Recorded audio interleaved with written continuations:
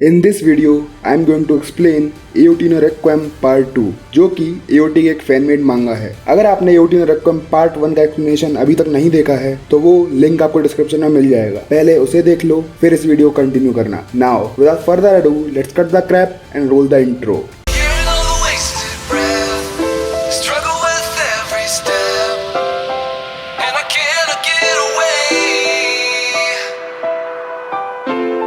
Such a paradise, standing up a mile high. Will you fall to give me strength?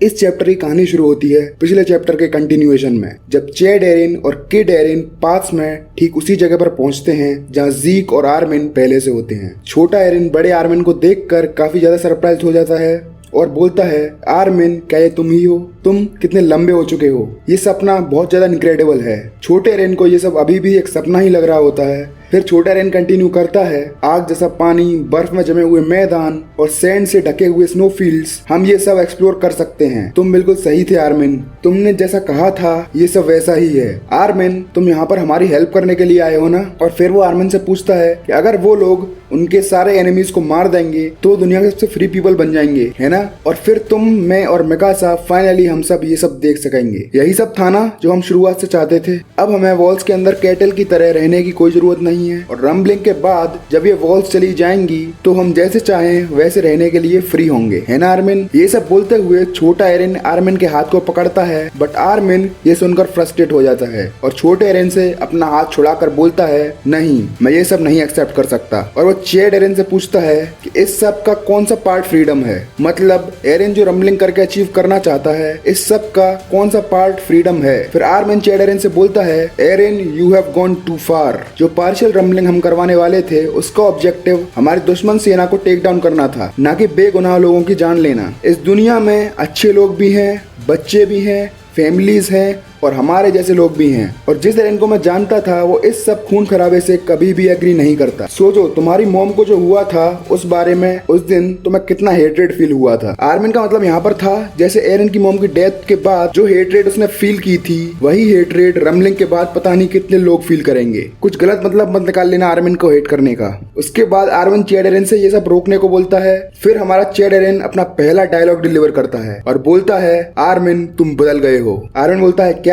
Then Erin बोलता है, हमारे घर और उनके बीच में तुम्हें क्या अंतर लगता है? फिर आर्यन बोलता है, हम सब में कोई डिफरेंस नहीं है, we all are just people. अगर हम हमारे टाइटल्स और हिस्ट्री को हटा दें तो हम सब सेम हैं। फिर चैड एरिन विली टाइबर के बारे में सोचते हुए बोलता है कि आर्मिन ये वर्ड तो ऐसा नहीं सोचता। एरिन यहाँ पर विली टाइबर के बारे में इसीलिए सोचता है क्योंकि टाइबर फैमिली ने मार्ले में रह रहे एल्डियंस की सफरिंग और डिस्क्रिमिनेशन को लेकर कभी भी आवाज नहीं उठाई थी, जबकि एल्डियंस उनके अपने ही लोग थे। फिर आर्यन बोलता है कि मुझे पता है कि ये वर्ड मेरी तरह नहीं सोचता, लेकिन इसका मतलब ये तो नहीं कि हमें गिव अप कर देना चाहिए। हमें ट्राई करना चाहिए जब तक कि हम इसे बातों से सुलझा सकते हैं। ये सब सुनकर चैड एरिन को गुस्सा आ जाता है और वो बोलता है, एल्डिया और मार्ले 2000 सालों से एक दूसरे के खून के प्यासे हैं। हम चाहे कितनी भी बातें कर लें ये सब चेंज नहीं होने वाला। इसीलिए इस मैटर पर मेरा परसेप्शन कभी चेंज नहीं होने वाला। और उसके बाद चैड एरिन एक चैट डायलॉग मारता है, कोई भी चीज जो हमें किसी दूसरे के कंट्रोल के अंडर में रखे वो कभी भी सही नहीं हो सकती। एल्डिया का फ्यूचर अब बातों से चेंज नहीं किया जा सकता। एल्डिया का फ्यूचर चेंज किया जा सकता है खून से, और मैं इस वॉर को खत्म कर दूंगा। फिर आर्मिन बोलता है, तुम्हें बिलियंस ऑफ लाइव्स को कुचलना एक वॉर लगता है? एरिन बोलता है, इसके अलावा और कोई रास्ता नहीं है। देन आर्मिन रिप्लाई करता है, एरिन तुम गलत हो, तुम ये सब आज तक की सबसे बड़ी वायलेंस को अंजाम देकर चेंज नहीं कर सकते। ये मैटर नहीं करता कि तुम इसे कैसे देखते हो, but violence is not the answer. और अगर ये तुम्हारा तरीका है मुझे कन्विंस करने का कि तुम हमेशा से ऐसे ही थे, तो तुम अपनी सेल्फिशनेस के स्लेव से बढ़कर और कुछ भी नहीं हो। इसके बाद चैड एरिन चिल्लाते हुए बोलता है कि अगर हम नहीं लड़ेंगे तो हम सब मारे जाएंगे और ये हमारी रियलिटी है और हम चाहे कितनी भी बातें कर लें, it can't be fixed with just talking. Armin इस वर्ड का हमें हेट करना बिल्कुल सही है, बिकॉज उनके लिए हम हमेशा डेविल्स ही रहेंगे। डेविल्स जो कि उन सबको जब चाहे तब मार सकते हैं। और ये सच ही है कि अगर तुम अपनी ह्यूमैनिटी को गिव अप नहीं कर सकते to do what is necessary to change the fate of Eldians, तो ये खून खराबा कभी नहीं रुकने वाला और ये सब तुम्हारी बातों से कभी भी नहीं रुकने वाला। और इस पैनल में हमें छोटा आर्मिन भी दिखाया जाता है जो कि स्काउट्स की यूनिफॉर्म में खड़ा हुआ है। फिर एरन कंटिन्यू करता है कि आज तक जितनी भी जानें तुम्हारे लिए गई वो सब लोग बिना बात के ही मारे गए हैं। और इस पैनल में हमें एरविन स्मिथ और हांजी के अलावा और भी सोल्जर्स देखने को मिलते हैं जो कि मारे जा चुके हैं। ये बात आर्मिन को प्रोवोक कर देती है बिकॉज उसे लगता है एरन उसे टॉन्ट कर रहा है। इसके बाद आर्मिन गुस्से में एरन का कॉलर पकड़ता है और बोलता है, एरन यू बास्टर्ड, मैं ऐसा कभी नहीं। आर्मिन का डायलॉग पूरा होने से पहले ही पास एक्टिवेट हो जाते हैं और आर्मिन को कुछ मेमोरी शार्ट्स दिखाई देने लगते हैं। आर्मिन को दिखता है कि एरन और हिस्टोरिया आपस में बात कर रहे होते हैं। हिस्टोरिया एरन से पूछती है क्या वो उसे किसी दिन बताएगा कि उसने मेडल सेरेमनी के दौरान क्या देखा था। और इसके बाद एरन हिस्टोरिया को बता देता है कि उसने फ्यूचर में क्या देखा था। देन हिस्टोरिया बोलती है, एक फैमिली जिसकी क्वीन मदर हो, ये काफी अजीब नहीं लगेगा तुम्हें? मुझे लगता है एरन ने हिस्टोरिया को बता दिया कि फ्यूचर में वो एक ऑर्फनेज खोलेगी और वो महल में रहे बिना एज अ क्वीन अपनी सर्विसेज देगी। इसके बाद हिस्टोरिया बोलती है, जब मैंने ये क्वीन का रोल एक्सेप्ट किया था मुझे पता था कि मैं क्या खोने वाली हूँ। मेरी लाइफ कभी मेरी थी ही नहीं। अब चाहे आगे कुछ भी हो, मैं खुश हूँ कि मैं तुमसे मिली एरन। पर इस पैनल में हमें हिस्टोरिया एज अ क्वीन रोते हुए दिखाई देती है, जिससे हमें पता चलता है she is not comfortable as a queen. इसके बाद सीन पास्ट में शिफ्ट होता है जहाँ एरन हिस्टोरिया के हाथों को पकड़कर फाउंडनी टाइटन को एक्टिवेट करने की कोशिश कर रहा होता है और एरन और हिस्टोरिया के अलावा वहाँ हांजी भी होती है। हिस्टोरिया एरन से पूछती है कि एरन तुम्हें कुछ दिखा? एरन बोलता है, आई एम सॉरी बट मुझे इस सब का मतलब समझ नहीं आ रहा। फिर हिस्टोरिया बोलती है, फिर तो कुछ नहीं हो सकता। हांजी वहाँ पर सोच रही होती है, उन्होंने पूरी कोशिश की और दुनिया के बारे में जाना, लेकिन अभी भी बहुत कुछ है जो हम लोग नहीं जानते हैं। मैं इन सब लोगों के एक बार काम आना चाहती हूँ। जब से हमने एरविन को खोया है सब कुछ बहुत कॉम्प्लिकेटेड हो गया है। मुझे नहीं पता वो कैसे इंस्पायर करता था और कैसे वो हमेशा अपनी होप रखता था। इसके बाद हिस्टोरिया बोलती है, वी स्टिल हैव होप, और हांजी सरप्राइज हो जाती है। हिस्टोरिया बोलती है, titans, the walls, the first king और हमारी मेमोरीज भी, हमने जितने भी चैलेंजेस फेस किए हैं वो हमने ओवरकम किए हैं। सो अगर हम अपनी होप बरकरार रखें, ऐसा कुछ नहीं है जिसे हम अकम्प्लिश नहीं कर सकते। ये टाइम हमारा गिव अप करने का और सॉरी फील करने का नहीं है। भले ही अभी तक हमारे पास आंसर्स ना हो, बट यहाँ तक आने के लिए हमें उन आंसर्स की जरूरत नहीं थी और हमें गिव अप करना नहीं चाहिए। ओके, ये सब सुनकर हांजी एक्साइटेड हो जाती है और बोलती है, बिल्कुल सही, हमने अपना रास्ता खुद बनाया है and we never needed a hand in wiping our own asses before. चलो ठीक रहा, मैंने ये लाइन हिंदी में नहीं बोली। एनीवेज, फिर हांजी बोलती है कि हम रंबलिंग अभी से स्टार्ट नहीं करेंगे, है ना एरन? हांजी यहाँ पर पार्शियल रंबलिंग की बात कर रही है जो ज़ीक का प्लान था। इसके बाद एरन बोलता है, हाँ थैंक यू हिस्टोरिया। ये एरन, हांजी और हिस्टोरिया वाला जो पार्ट था ये पास्ट में और भी पहले हुआ था, जो कि आप एरन को देखकर साफ पता लगा सकते हो। अब सीन शिफ्ट होता है पिछले इवेंट के फ्यूचर में। यहाँ हिस्टोरिया ने अपना ऑर्फनेज खोल लिया है और वो काफी बड़ी भी हो गई है। हिस्टोरिया एरन से पूछती है, एरन क्या तुम रेल रोड सेलिब्रेशन अटेंड करोगे जो कि इसी वीक होने वाला है? और ऑर्फनेज के बच्चे उसे लेकर काफी ज्यादा एक्साइटेड हैं। इसके बाद एरन बोलता है कि अजमा भी तो हमारी मदद नहीं कर सकते, लेकिन हमारी मिलिट्री उनके प्लान के थ्रू ही जाएगी।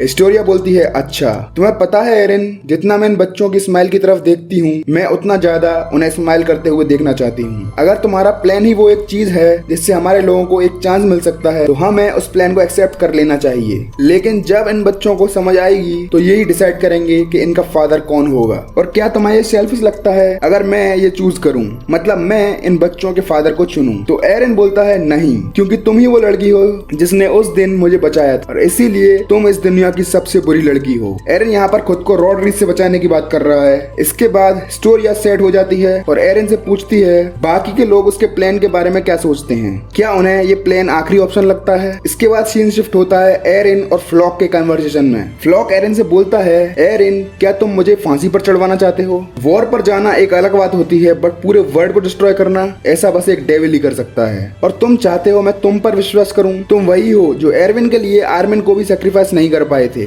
फिर एरन बोलता है, तुम्हें मेरा भरोसा करने की जरूरत नहीं, लेकिन तुम्हें समझना होगा कि बहुत कुछ दाव पर है। फिर फ्लॉक बोलता है, तुमने औरों को ये बात क्यों नहीं बताई? एरन जवाब में बोलता है कि वो लोग नेसेसरी चीजें नहीं कर पाएंगे जो इस प्लान में चाहिए। ऑनेस्टली मुझे ये भी नहीं पता कि तुम जैसा सेंटिमेंटल बंदा इस जॉब के लिए सूटेबल है भी या नहीं, बट हम लोग ऐसे ही किसी मिरेकल की उम्मीद नहीं कर सकते। फिर फ्लॉक बोलता है, तुम चाहे इस प्लान की तरफ कैसे भी देखो, लेकिन हम हो या वो लोग हों, एरन तुम यहाँ पर एक बहुत बड़ा नरसंहार करने की बात कर रहे हो और अगर ये एक बार शुरू हो गया तो there is no turning back to it. Eren क्या तुम सच में इतना बड़ा पाप कर सकते हो? एरन जवाब में बोलता है, मेरे पास जीने के लिए बस 5 साल बचे हैं। मैं उन 5 सालों को ऐसे वेस्ट नहीं कर सकता। अगर डेविल बनना ही इकलौता रास्ता है तो मैं खुशी से डेविल बनने के लिए तैयार हूँ। मैं एल्डिया को बचा लूंगा, चाहे मुझे खुद मरना पड़े। मैं उनसे वो लेकर रहूंगा जो हमारा है। और फिर सीन शिफ्ट होता है वहीं जहाँ एरन और हिस्टोरिया होते हैं। एरन एक्चुअली में अपना और फ्लॉक का कन्वर्सेशन हिस्टोरिया को बता रहा होता है। तभी हिस्टोरिया जोर से बोलती है, इट डजंट मैटर एरन, और वो एरन को एक जोरदार चांटा मार देती है। एरन, तुम कायर हो और तुम मुझसे ऐसा कैसे कह सकते हो? तुम्हें लगता है तुम खुद को सैक्रिफाइस करके अपने पापों से दूर भाग सकते हो? हमने जितनी प्रॉब्लम्स एक साथ झेली हैं, क्या वो मैटर नहीं करती? मुझे पता है हम सब के लिए तुम इस हेल को अकेले ही गो थ्रू कर लोगे, बट प्लीज उन लोगों के बारे में सोचो जो तुम्हें प्यार करते हैं। अगर तुम यही चाहते हो तो तुम वहां जाकर मर सकते हो, लेकिन मैं ऐसा नहीं करूंगी जैसा तुम चाहते हो। और प्रॉमिस करो मुझसे, तुम मुझे फिर से ये सब करने के लिए फोर्स नहीं करोगे। इस पैनल में हमें फ्रीडा, रीस और ymir भी देखने को मिलते हैं, जो हिस्टोरिया के कुछ क्लोज लोगों में से एक थे और हिस्टोरिया उन्हें खो चुकी थी। यही सेम सफरिंग उसे एरन के खुद को सैक्रिफाइस करने वाली बात पर हो रही थी। एरन, सच ये है कि मैं डरती हूँ और यही रीजन है जिसकी वजह से मैं इस प्लान के लिए लड़ना चाहती हूँ। तो एरन, तुम क्या सोचते हो about me having a child?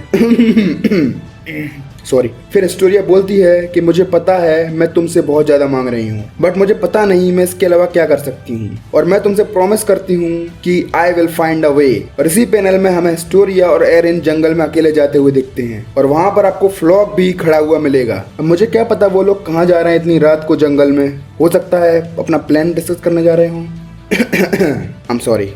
और फिर हमें एक बर्ड दिखाई जाती है और एरन हिस्टोरिया को हक करते हुए बोलता है कि आई एम सॉरी, मैं बस इतना जानता हूँ कि अगर मैंने ये नहीं किया तो इट विल नेवर एंड। एरन यहाँ पर साइकिल ऑफ हेट्रेड की बात कर रहा है। एरे हिसू सॉरी। तो अगले पैनल में हिस्टोरिया बोलती है, एरन ये सब अकेले मत करो, मैं सच में बहुत बुरी हूँ और बहुत घिनौनी हूँ। एरन, मैं तुम्हारे प्लान के बारे में किसी को नहीं बताऊंगी। इसके बाद हम देखते हैं कि एरन हिस्टोरिया के साथ रेल रोड सेरेमनी में जाता है। साथ ही साथ वहाँ पर फ्लॉक भी होता है और वहाँ पर फ्लॉक एरन से बोलता है सब कुछ वैसा ही होगा जैसा तुम चाहते हो। आखिरकार हम एल्डिया के पुनर्जन्म की तैयारी जो कर रहे हैं। और फिर हमें प्रेग्नेंट हिस्टोरिया दिखाई जाती है जो कि बोलती है हम लोग ऑलरेडी इतनी दूर जो आ चुके हैं। फिर सीन शिफ्ट होता है प्रेजेंट में जहां आर्मिन के चेहरे की हवाइयां उड़ी हुई होती हैं। तभी एरन आर्मिन से अपना कॉलर छुड़ाकर आर्मिन को दूर कर देता है और फिर आर्मिन चैड एरन से बोलता है कि एरन, तुम और हिस्टोरिया, तुमने ये चीज हमें क्यों नहीं बताई? क्या मेकासा को ये सब चीज पता है? एरन जवाब देता है, आर्मिन, तुम्हें वो सब नहीं देखना चाहिए था। नाइस। आयरन बोलता है तुम इस सब से ऐसे नहीं बच सकते। तुम्हारा हमसे ये सब छुपाना इस बात का प्रूफ है कि तुम्हें खुद पता है कि तुम कितने बड़े हिपोक्रेट हो। अगर तुमने हम लोगों पर विश्वास किया होता तो हम सब मिलकर कोई ना कोई रास्ता निकाल ही लेते ये सब रोकने का। और वो लोग जिनके बारे में हम केयर करते थे वो सब तुम्हारे हाथों मर रहे हैं। एरन, तुम एक तरफ साइकिल ऑफ हेट्रेड को खत्म करने की बात करते हो, बट तुमने बस एक बच्चा पैदा किया है जो कि एक मॉन्स्टर का बच्चा होगा, और ये सब जो तुमने किया है ये निंदनीय है। फिर एरन बोलता है हम हमेशा ऐसे ही मॉन्स्टर रहे हैं, तुम ऐसे एक्ट मत करो जैसे कि तुम एक मॉन्स्टर नहीं हो आर्मिन। इस बात पर आर्मिन जवाब देता है कि तुमसे बात करने का अब कोई फायदा नहीं है। बताओ एरन, तुम मुझे यहाँ क्यों लाए हो? एरन बोलता है मैं तुम्हें यहाँ इसलिए लाया हूँ क्योंकि तुमने मुझसे एक क्वेश्चन पूछा था और तुम्हें लगता था मैं इस क्वेश्चन को सुनना भी नहीं चाहता था। यहाँ पर एरन जिस क्वेश्चन की बात कर रहा है वो है why Eren is doing all this. और फिर एरन एक और रीजन बताता है जिसकी वजह से वो आर्मिन को वहां लाया था, और वो रीजन था एरन अपने बेस्ट फ्रेंड से लड़ना नहीं चाहता था। फिर एरन बोलता है एरन, जो तुमने कहा था कि तुम हमसे खुद को रोकने की फ्रीडम नहीं छीनोगे। एरन जवाब देता है वो सब अभी भी नहीं बदला है। इतना सब कुछ होने के बाद भी अब ये सब तुम्हारी चॉइस पर डिपेंड करता है। फिर एरन बोलता है एरन, तुमने सच ही कहा था कि मैं वीक था और मैं वो करने से डरता था जो जरूरी था, लेकिन अब और नहीं। और उसके बाद ये बोन चिलिंग पैनल आता है जहाँ आर्मिन बोलता है एरन, मैं तुमको रोकूंगा चाहे मुझे तुम्हें मारना ही क्यों ना पड़े। सो गाइस, ये था एओटिनो रेक्विएम पार्ट 2।